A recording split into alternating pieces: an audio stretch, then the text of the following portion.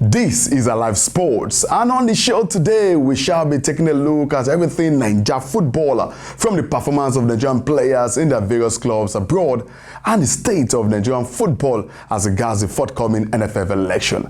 And who is best to discuss all of this with me if not a man who has played the game at the highest level and also coached the game at the highest level, former international, the one we call the Bull, Daniel Amokachi. Daniel, always a pleasure having you on Alive Sports. A pleasure all mine, but your introduction now, well, I've graduated to the Black Bull.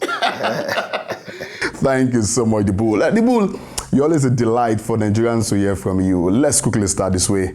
The Premier League has just returned. You once played in the Premier League. Taiwo Awoniyi, the likes of Aribo scored over the weekend. For you, what was the highlight of the Nigerian players in the Premier League last weekend? Yeah, well, I think is the history maker. After 23 years, back in the Premiership, and a Nigerian, got in as, who made the history, for Nottingham Forest. I think it's a plus. A lot of people will say, it's a lucky goal, but a goal is a goal. As far as it crossed that white line and the referee, signal to the middle, mid center. But, it's good to see that, football in the Premiership is back. I love my football. We've seen how impressive, the 2 weeks, day two of the Premiership is, and you saw how the London Derby didn't disappoint. Chelsea and Tottenham, Conte and Tuchel, hyping it up during and after the game. The team you also love so much, you once played for Everton, not having the best start in the Premier League. 2 games, 2 defeats for Frank Lampard. Our own Alex Iwobi is part of that team. Some are saying they might struggle this season. Yeah, well, Everton's struggling, I think, since day one when I signed for Everton, we've always struggled. I remember when I was there in the 94-95 season, we sneaked out of the relegation zone, but at the end of the day, we won, the FA Cup, that year. And since then, I think, it has been like that.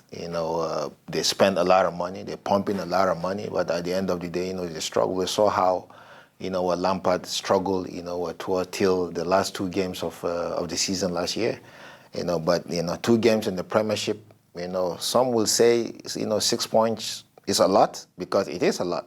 When you drop, a point, you drop 2 points from a game, you drop 3 points, winning the league and being relegated can be very decisive on those points. Exactly. Of course, Daniel the Bull Amokachi is dressing this way. He's no more a footballer, but an administrator now, because he's a special advisor to Mr. President on sports. And that's why we're not surprised he's dressed this way. Now, football boot, you want me to wear a Let's talk politics, Daniel Amokachi. The NFF, the Nigerian Football Federation, the election should be coming up in September next month. And some have whispered to me that, why is Daniel Amokachi not interested in the NFF presidency seat? We've seen ex-international like you coming out to show interest. Why is Daniel Amokachi silent on the NFF election? Well, I think the good thing is, for the first time, after a couple of decades, the Nigerian government has always been silent when it comes to, the election of the Nigerian Football Federation. But I think this time around, with the leadership of Mr. President, through his able hand, the Honorable Minister of Youth and Sport, Mr. Sunday Dare, have seen that there's something shady, there's something shady being planned. And I think the directive came, from the minister's office to make sure that, a fair election is being conducted.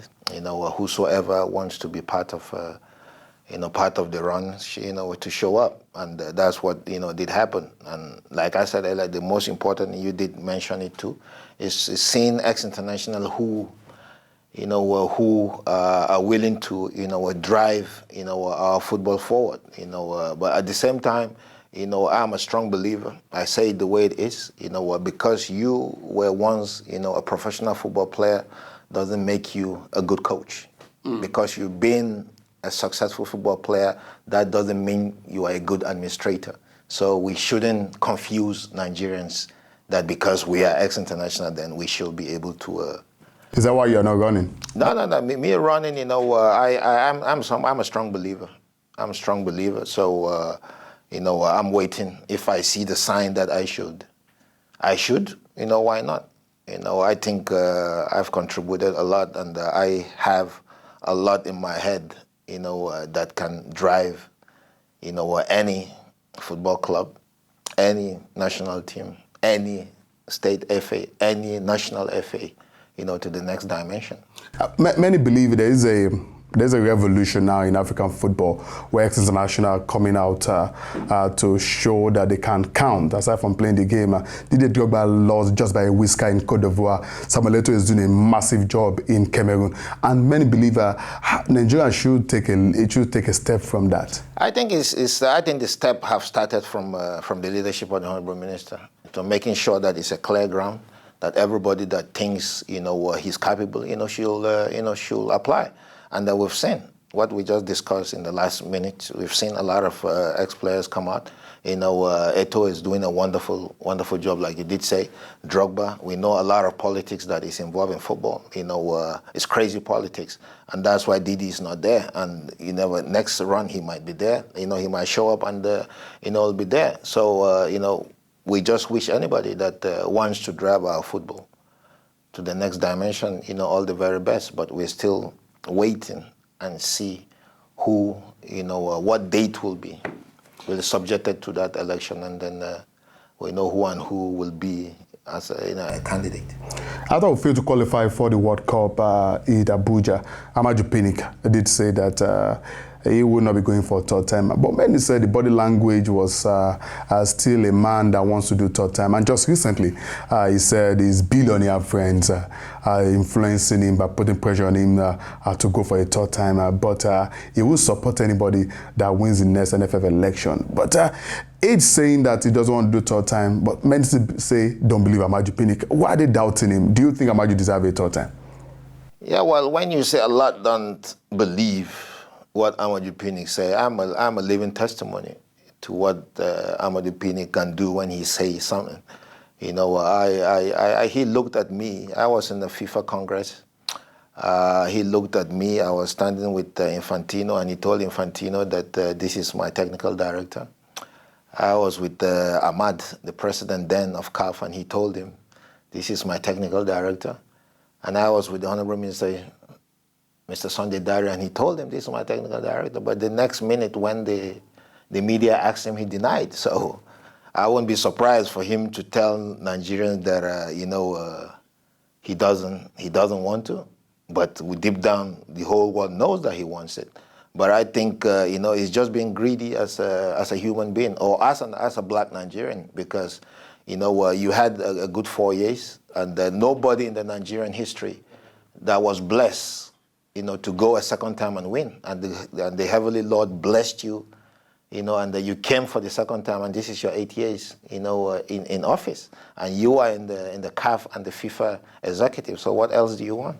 And if Nigerians say, you have failed and they need a new hand, I think you should bow down and allow, the right person to drive Nigerian football. You've contributed, a lot in Nigerian football. Nigerians won't dispute that, but, let's move on. Let's jump that hurdle and make sure that anybody else that is coming, we pray that he should have the grace, the heavenly blessing, to drive Nigerian football forward. Before we go on the show, time is against us, but we can't go without talking about your position as a special advisor to Mr. President on sports. How has it been? What has been the achievement you can boldly tell Nigerians that you've achieved in this period?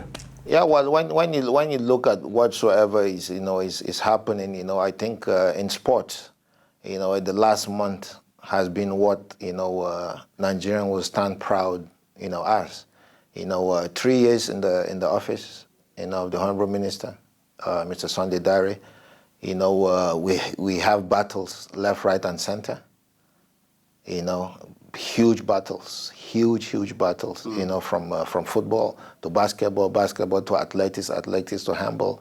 The Ministry of Youth and Sport is a ministry that has a little budget, but his scale of wahala is this big.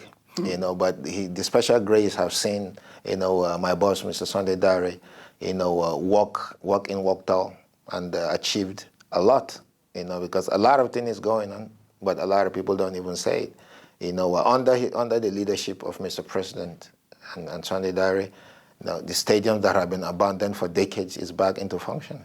Under the leadership of the Honorable Minister, the Adopt an Athlete scheme, there was over 40 athletes were adopted by private sectors. To give somebody $20,000 is not an easy ride, but athletes are not talking about it. And when an athlete breaks a world record, when an athlete wins a gold medal, we don't even talk about where the athlete were before they got there. So without the support of the federal government, those athletes wouldn't be there. There are athletes that have got injured. Without the support of the ministry and the federal government, they wouldn't have been cured or healed to participate in major tournaments. We have, athletes that apply for visas, and the ministry have to jump and give a non-verbal for them to get visa under 24 hours and travel and go. Buying flight tickets, accommodation, logistic, honorarium, and all that stuff.